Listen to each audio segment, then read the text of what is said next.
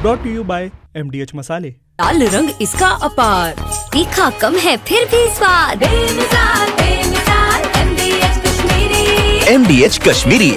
MDH। आज शुरुआत अपराध के खिलाफ हो रहे ताबड़तोड़ बुलेट एक्शन की तस्वीरों के साथ। उत्तर प्रदेश से लेकर हरियाणा तक पुलिस अपराधियों के खिलाफ एनकाउंटर मुहिम में है। आपको सबसे पहले हरियाणा में यूपी वाले मॉडल की खबर दिखाता हूं, जहां एक इंटरनेशनल गैंगस्टर के शूटर्स का पुलिस ने इलाज कर दिया। एनकाउंटर हुआ तो गुरुग्राम का पॉश इलाका गोलियों की तड़तड़ाहट से गूंज उठा और ग्लैमर की दुनिया से गैंगस्टर बने दीपक नांदल के 4 गुर्गे जानू पहुंचा दिए। गुरुग्राम में योगी मौजा, 4 अपराधियों का एनकाउंटर, 1 करोड़ की फिरौती मांगी, बदले में पुलिस की गोली मिली। तारीख 9 जुलाई, वक्त रात करीब 9 बजे, जगह गुरुग्राम का पॉश इलाका सुशांत लोक फेज 2।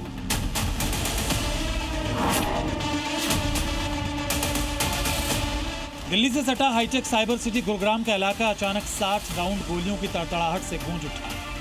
हरियाणा पुलिस के टारगेट पर थे कुख्यात गैंगस्टर दीपक नांदल के गुर्गे।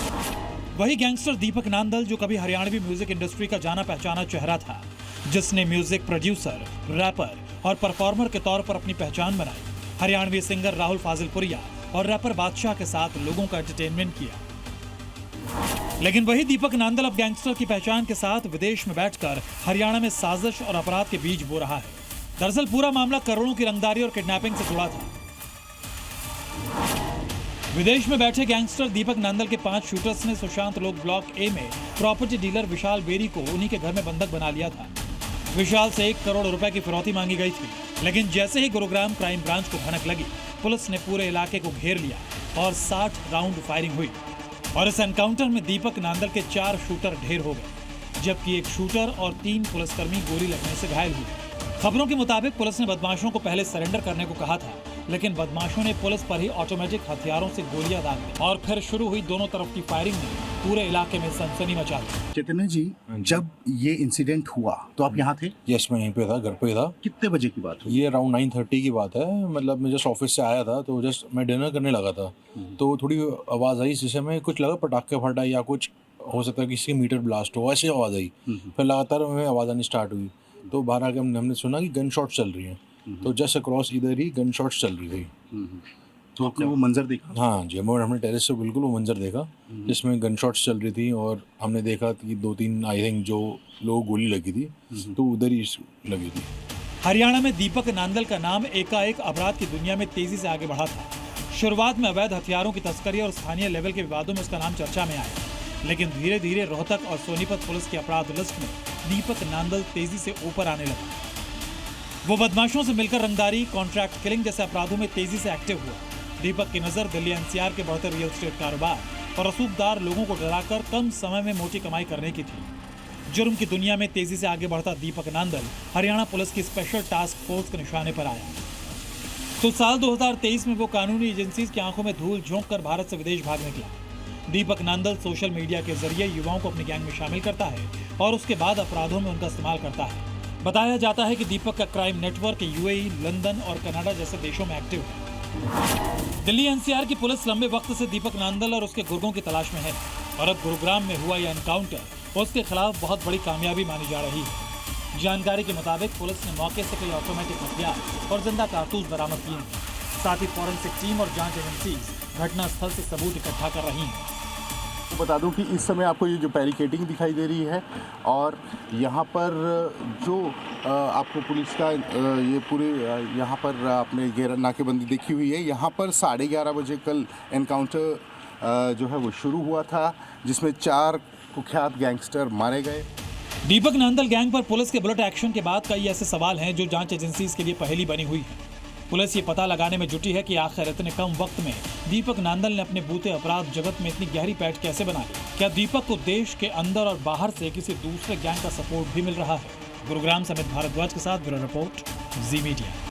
उत्तर प्रदेश में हर बीतते दिन के साथ एक नई अपराधी घटना सामने आ रही है, लेकिन जिस रफ्तार से अपराधी घटनाएं सामने आती हैं, वैसे ही अपराधियों का इलाज भी किया जा रहा है। आपको याद होगा, उत्तर प्रदेश पुलिस ने अतीक अहमद की संपत्ति को कुर्क किया था, लेकिन संपत्ति कुर्क होने के बावजूद अतीक के गैंग ने, अतीक के गुर्गों ने उस जमीन पर प्लॉटिंग करनी शुरू कर दी। लेकिन जब इसकी शिकायत सीएम से की गई तो क्या एक्शन हुआ, हम ये दिखाते हैं आपको।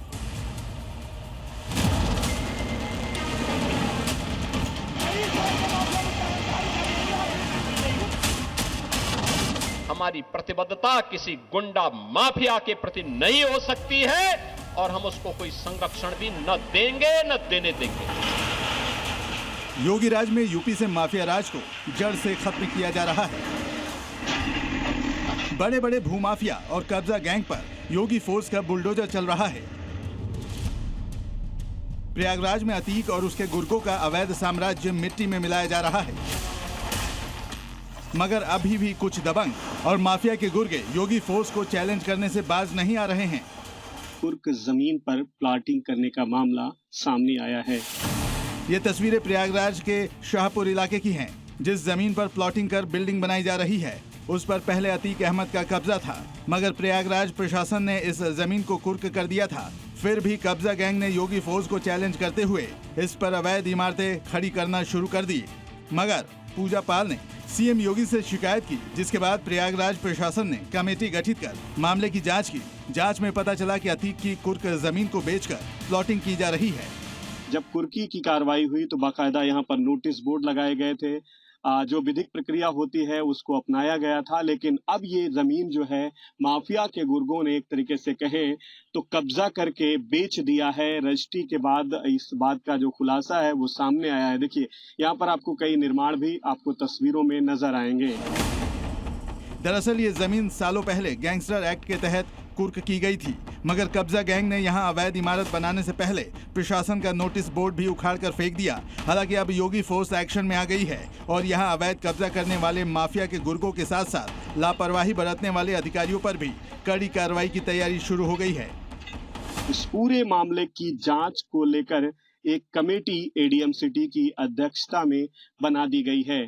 कमेटी राजस्व के अभिलेखों का जांच करेगी और इस जमीन का भी सत्यापन करेगी कि आखिर जो भूमाफिया हैं वो आखिर कैसे इस माफिया की कुर्क जमीन को कब्जा करके प्लाटिंग कर रहे हैं। हैरानी की बात है कि अभी 2 दिन पहले ही प्रयागराज के रावतपुर इलाके में अतीक के गुर्गों की ऐसी ही अवैध प्लॉटिंग पर बुलडोजर चलाकर ध्वस्त किया गया था। करीब 46 बीघा जमीन पर किए गए इस अवैध प्लॉट की कीमत करीब 100 करोड़ थी, जिसमें पीडीए ने पीले पंजे के प्रहार से मिट्टी में मिला दिया। और अब एक बार फिर ऐसी ही कार्रवाई शाहपुर में भी दिख सकती है, क्योंकि योगी राज में कब्जा किसी का भी हो, बुलडोजर से बच नहीं सकता। प्रयागराज से जी मीडिया के लिए मोहम्मद गुरफान की रिपोर्ट। और बात यूपी की, यूपी चुनाव की, जिस चुनाव में अयोध्या सबसे बड़ा मुद्दा बन रहा है। दरअसल अयोध्या जी के राम मंदिर में चढ़ावा चोरी प्रकरण को विपक्ष 2027 में एक बड़ा सियासी मुद्दा बना सकता है और उसी कोशिश में है। और इसी पर भड़के उत्तर प्रदेश के मुख्यमंत्री योगी आदित्यनाथ। और एक बार फिर योगी ने विरोधियों को चैलेंज किया। कैसे चैलेंज किया गया इस खबर में दिखाते हैं।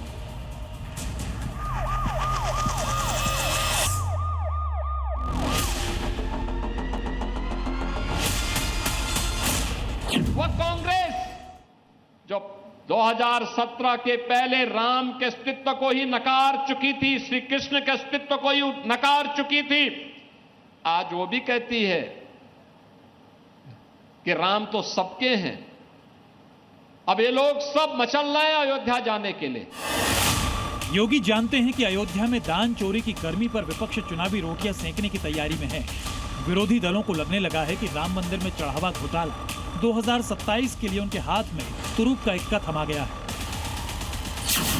समाजवादी पार्टी साफ कह रही है कि अयोध्या में दान चोरी 2027 में चुनावी मुद्दा होगा। कांग्रेस भी राम मंदिर में चोरी के मसले पर लगातार सवाल उठा रही है, मगर योगी ने अयोध्या को उपलब्धि बताते हुए विरोधियों को ही बड़ी चुनौती दे दी है। जो ये लोग आस्था की बात करते हैं, याद करो ना, इन्होंने तो हमारी पवित्र हनुमान गढ़ी में इन्होंने तो वहां नमाज भी पढ़वाने का काम किया था। कल्पना करिए, क्या कोई जामा मस्जिद में कभी हनुमान चालीसा का पाठ कर पाएगा? क्या सरकारें करवा पाएंगी? क्या समाजवादी पार्टी और कांग्रेस करवा पाएगी? ये पहली बार नहीं है जब अयोध्या चंदा चोरी विवाद के बीच सीएम योगी ने विरोधियों पर राम के नाम पर राजनीति करने और अयोध्या को बदनाम करने का आरोप लगाया है। अनावश्यक रूप से चरित्र हनन का प्रयास न करें, अयोध्या धाम को बदनाम करने का कुत्सित प्रयास न करें। दान चोरी पर विपक्ष के लगातार वार और योगी के पलटवार से सवाल उठ रहे हैं कि क्या 2027 में यूपी का चुनाव अयोध्या पर फोकस हो गया है? क्या विपक्ष को अयोध्या के जरिए यूपी में जीत नजर आ रही है? ये बात इसलिए भी कही जा रही है क्योंकि राम मंदिर चढ़ावा चोरी से सियासी समीकरण बदलने लगे हैं। जो राजनीतिक पार्टियां पहले राम मंदिर तो दूर, राम का नाम लेने से भी बचती थी, वो आज खुलकर हिंदुत्व की पिच पर बैटिंग कर रहे हैं। चढ़ावा चोरी को हिंदू आस्था के साथ धोखा बता रहे हैं। आस्था का सैलाब या आस्था एक वातावरण पूरे देश के अंदर एक भारतीय जनता पार्टी आरएसएस के लोगों ने जो खड़ा किया था, आज उसके साथ पूरी तरीके से छल किया जा रहा है। आस्था को पूरी तरीके से बेचा जा रहा है। हालांकि यूपी सरकार एसआईटी के जरिए चढ़ावा चोरों पर लगातार सख्ती से पेश आ रही है। तीनों मुख्य आरोपी अनुकल्प मिश्रा, लवकुश मिश्रा और करुणेश पांडे के रिमांड खत्म होने के बाद फिर जेल भेजे जा चुके हैं। उनके घरों और रिश्तेदारों पर लगातार छापेमारी की जा रही है। लवकुश के घर से सोने का लॉकेट और 35,000 रुपए बरामद हुए। अनुकल्प मिश्रा के घर से सोने की चेन, 15,000 रुपए नगद मिला है। करुणेश पांडे के ठिकाने से 10,000 रुपए जब्त किए गए हैं। दान के पैसों से बनाए गए मकान पर बुलडोजर चलाने की तैयारी है, मगर ऐसा लगता है कि विपक्ष को दान चोरी से ज्यादा अपनी राजनीति की चिंता है। यही वजह है कि राम मंदिर मामले के बाद हर पार्टी इसे अपने अपने तरीके से भुनाने की कोशिश में जुटी है। ब्यूरो रिपोर्ट, जी मीडिया। एक तरफ अयोध्या तो दूसरी तरफ काशी पर भी विपक्ष का फोकस बढ़ गया। बीजेपी के इस मजबूत गढ़ में सेंध लगाने के लिए कांग्रेस ने नया प्लान तैयार किया। उसके लिए कांग्रेस 100 वार्ड पर बूथ प्रहरी तैनात करने जा रही है, जो घर घर जाकर लोगों की समस्याएं सुनेंगे और वाराणसी में बुलडोजर एक्शन को मुद्दा बनाकर लोगों को अपने फेवर में करने की कोशिश करेंगे। समाजवादी पार्टी के समय में या कांग्रेस के समय में क्यों नहीं इन तीर्थों का पुनरुद्धार हो पाया? क्यों नहीं मंदिरों के सुंदरीकरण का कार्य हो पाया? उनकी चिढ़ तो है कि अयोध्या इतनी सुंदर कैसे हो गई। उनकी चिढ़ तो ये है काशी विश्वनाथ धाम इतना सुंदर कैसे हो गया।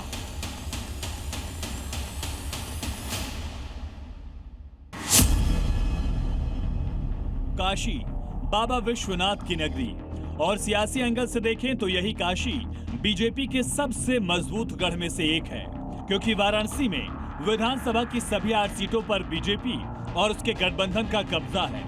मगर हाल के दिनों में वाराणसी की दाल मंडी और मणिकर्णिका घाट पर बुलडोजर एक्शन का मुद्दा विपक्ष ने खूब उठाया।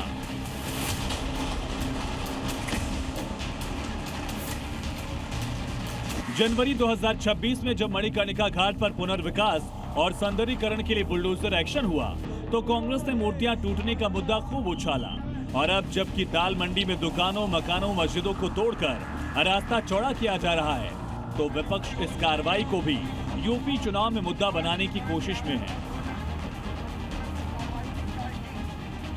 आज काशी को एक नई पहचान दिला रही है। काशी के अंदर तो संकरी गलियों के लिए जाना जाता था, प्रदेश को एक नया पहचान मिल रहा है। कांग्रेस ने बीजेपी के मजबूत किले में सेंधमारी की तैयारी भी शुरू कर दी। कांग्रेस ने खास प्लान तैयार किया, जिसके तहत वाराणसी के 100 वार्ड में कांग्रेस के बूथ प्रहरी तैनात होंगे, घर घर जाकर लोगों की समस्याएं सुनेंगे और पार्टी की नीतियों का प्रचार प्रसार करेंगे। कांग्रेस का मकसद काशी के हर नागरिक तक पहुंचना है। बूथ प्रहरी अभियान के साथ वाराणसी महानगर में संगठन विस्तार अभियान भी चलाया जाएगा। इसके तहत नए कार्यकर्ताओं को जोड़ा जाएगा। स्थानीय स्तर पर कांग्रेस की पकड़ मजबूत करने की कोशिश की जाएगी। कांग्रेस पार्टी उत्तर प्रदेश के सभी गांवों में काम कर रही है, घर घर जाके काम कर रही है, और जिस तरीके से भ्रष्टाचार हुआ है उत्तर प्रदेश की जनता के साथ, चाहे चंदा चोरी हो, चाहे रोड पर गड्ढे हो, चाहे किसी भी डिपार्टमेंट का भ्रष्टाचार हो, जनता जान चुकी है और इस बार मन बना लिया है कि 2027 के चुनाव में इस भ्रष्टाचारी सरकार को हटाएंगे। दरअसल वाराणसी में कुल 8 विधानसभा सीटें हैं, जिनमें पिंडरा, अजगरा, शिवपुर, रोहनिया, वाराणसी उत्तर, वाराणसी दक्षिण, वाराणसी कैंट और सेवापुरी शामिल हैं। इसमें से 7 सीट बीजेपी तो 1 सीट अपना दल एस के पास है, जो बीजेपी की सहयोगी पार्टी है। और सबसे बड़ी बात, खुद प्रधानमंत्री मोदी 2014 से लगातार काशी के सांसद हैं। पिछले 10 साल में काशी विश्वनाथ कॉरिडोर, चौड़ी सड़कें और रोपवे प्रोजेक्ट्स के जरिए यहाँ की सूरत पूरी तरह बदल गई है। उत्तर प्रदेश में बनारस हो चाहे अन्य किसी विधानसभा में, सबको शून्य अंक देने वाली है, क्योंकि ये राजनीतिक दल जनता में केवल भेदभाव पैदा कर, केवल झूठ और भ्रम फैला करके कुर्सी हथियाना चाहते हैं। लेकिन अब जनता जनार्दन में बहुत जागरूकता है, इनके झांसे में आने वाली नहीं है। ऐसे में कांग्रेस ने बीजेपी के इस मजबूत किले में अभी से सेंध लगाने की तैयारी शुरू कर दी। साथ ही से कांग्रेस की प्रेशर पॉलिटिक्स के तौर पर भी देखा जा रहा है, क्योंकि पिछला चुनाव कांग्रेस और एसपी ने मिलकर लड़ा था। सूत्रों के मुताबिक इस बार कांग्रेस वाराणसी में 3 से 4 सीटों पर चुनाव लड़ने की तैयारी कर रही है। हालांकि अंतिम फैसला गठबंधन के सीट बंटवारे के बाद ही होगा। वाराणसी में कांग्रेस ने 100 बूथ प्रभारी नियुक्त कर दिए हैं। माना जा रहा है गठबंधन के तहत कांग्रेस वाराणसी में 5 से 6 सीटें मांग सकती है। ऐसे में फिलहाल अभी से कांग्रेस ने वाराणसी के लिए स्पेशल प्लान तैयार कर लिया है।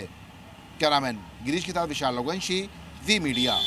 अब बात कब्जा माफिया पर बुलडोजर एक्शन, जो आज बीजेपी सरकार की पहचान बन चुकी है। किसी भी राज्य में बीजेपी की सरकार हो, शुरुआत हुई उत्तर प्रदेश से, लेकिन अब यह बिहार से लेकर पश्चिम बंगाल तक गरज रहा है। यानी जहां अतिक्रमणकारी, जहां कब्जा, उसका इलाज बुलडोजर से किया जा रहा है। अब मैं आपको 3 तस्वीरों के जरिए रिपोर्ट दिखाता हूं। तस्वीरें उत्तर प्रदेश से, बिहार से और बंगाल से।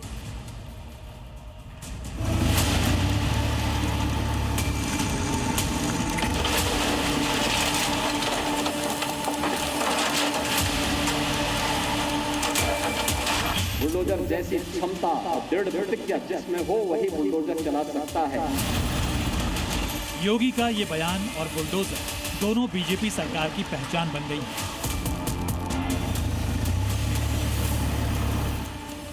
जहां भी अवैध कब्जा या अतिक्रमण होता है, उसे बुलडोजर ध्वस्त कर देता है।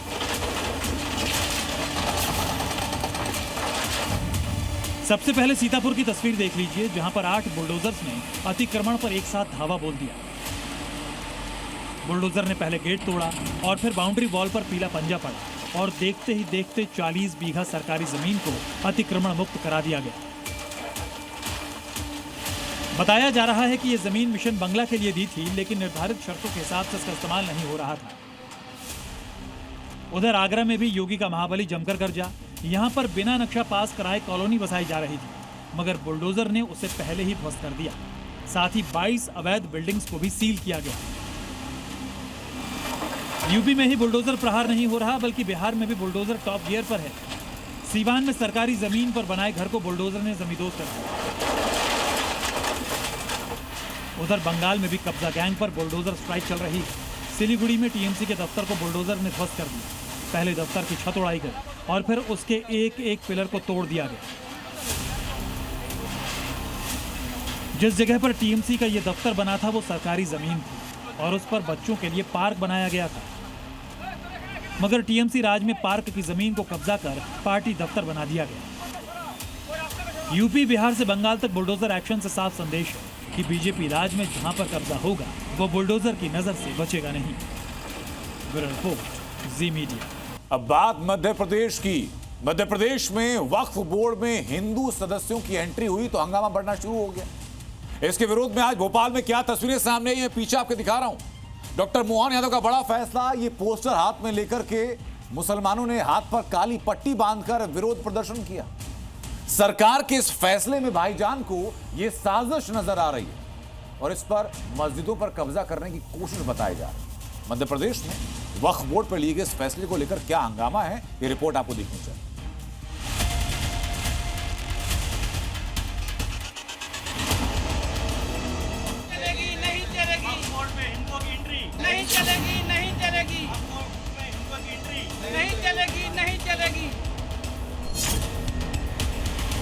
एमपी वक्फ बोर्ड में हिंदू एंट्री पर गदर। पहले ईंट से ईंट बजाने की धमकी। अगर ये वापस नहीं हुआ तो देश में ईंट से ईंट बजा देंगे। अब सड़कों पर भाईजान का प्रदर्शन। मध्य प्रदेश वक्फ बोर्ड में 2 हिंदू सदस्यों की एंट्री क्या हुई? भाईजान गदर मचाने पर उतारू हो गए, फैसले के खिलाफ सड़क पर उतर आए, वो भी जुमे के दिन हाथों पर काली पट्टी बांधकर। मध्य प्रदेश वक्फ बोर्ड में जो फैसला हुआ है हिंदुओं की एंट्री का, उसका विरोध प्रदर्शन आप देखेंगे तो सबसे बड़ी मस्जिद में आपको नजर आएगा। ये क्यों विरोध कर रहे हैं हिंदुओं की एंट्री का? सर हमको ये चीज नहीं चाहिए। क्यों नहीं चाहिए? हमें पसंद नहीं है ना। क्या विरोध कर रहे हैं आप? वक्फ बोर्ड के लिए कर रहे हैं। हिंदुओं की एंट्री नहीं चलेगी? नहीं चलेगी। ये तस्वीर है भोपाल के ताजुल मसाजिद मस्जिद की, जहां मुस्लिमों ने जुमे पर पहले नमाज पढ़ी, फिर हाथों में बैनर पोस्टर लेकर सड़क पर निकल पड़े। इस दौरान वक्फ बोर्ड से हिंदू मेंबर्स को हटाने की मांग की, साथ ही सरकार को चैलेंज भी करने लगे। जुमे की नमाज में क्यों विरोध है? ये वक्फ बोर्ड में जो लोगों को ऐड किया गया है, जो हिंदुओं को, इसके खिलाफ आंदोलन। वक्फ की संपत्ति के अंदर जो वक्फ बोर्ड है उसके अंदर जो दोनों नॉन मुस्लिम्स को जगह दी गई है उसके अगेंस्ट हिंदुओं को दी गई है, मुसलमानों को नहीं। जी बिल्कुल। तो हिंदुओं की एंट्री नहीं रहने देंगे? बिल्कुल नहीं रहने देंगे। इतना ही नहीं, भाईजान वक्फ बोर्ड में 2 हिंदू सदस्यों का विरोध करते करते पूरे हिंदू समाज के खिलाफ आंदोलन की धमकी देने लगे।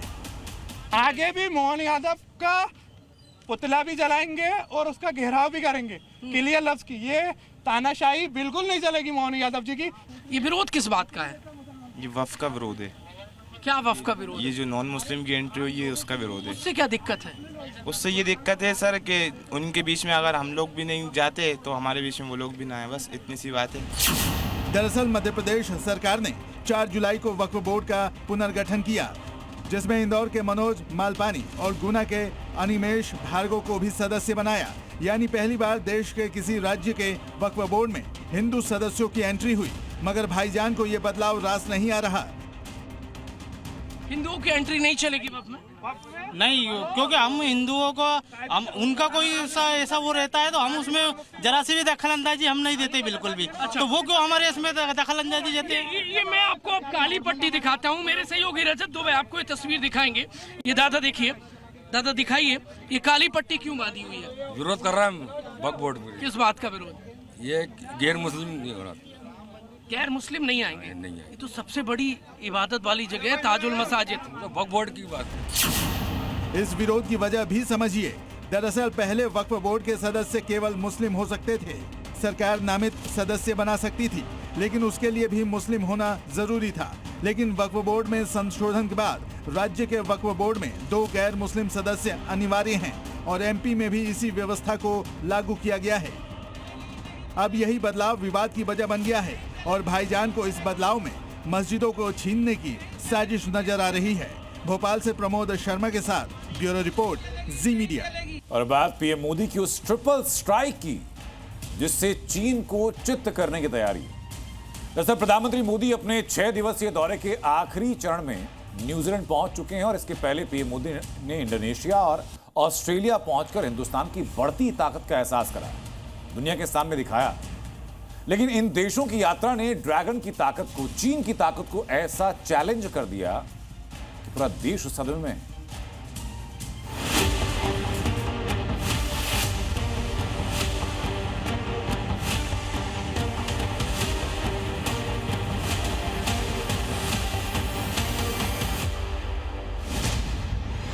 मोदी की आयंत्र शक्ति चीन को चित्त करेगी।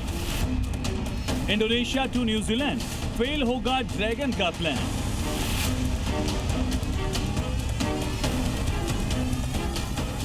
इंडोनेशिया, ऑस्ट्रेलिया और अब न्यूजीलैंड।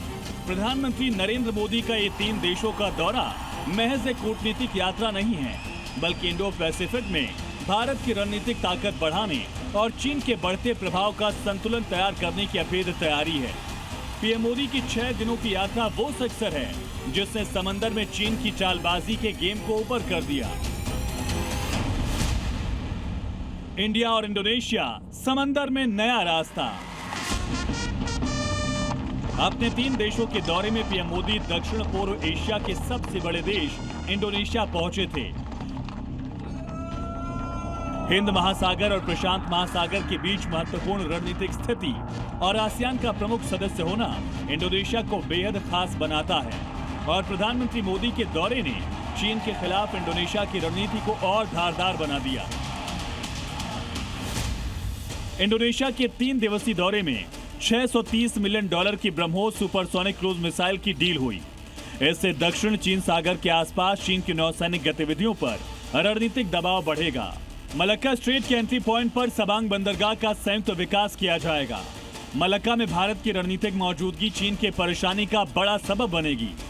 दोनों देशों के बीच समुद्री निगरानी, रक्षा सहयोग और हिंद महासागर में तालमेल मजबूत करने पर सहमति बनी है। इससे चीन की नौसैनिक गतिविधियों पर नजर रखना आसान हो जाएगा। ऑस्ट्रेलिया से दोस्ती, चीन की नींद उड़ी। पिछले कुछ दिनों में दुनिया भारत ऑस्ट्रेलिया के मजबूत होते रिश्तों की गवाह बनी है।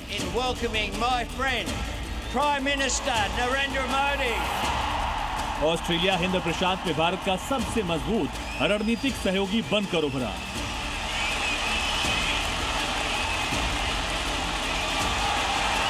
यूरेनियम से लेकर लिथियम और रक्षा सहयोग तक दोनों देशों के रिश्ते नई ऊंचाई पर पहुंच रहे हैं।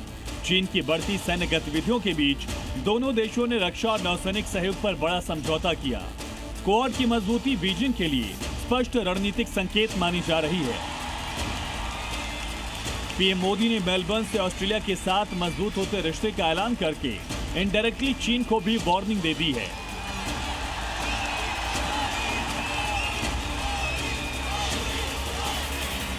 पिछले 12 वर्षों में मैं तीसरी बार यहां आया हूं।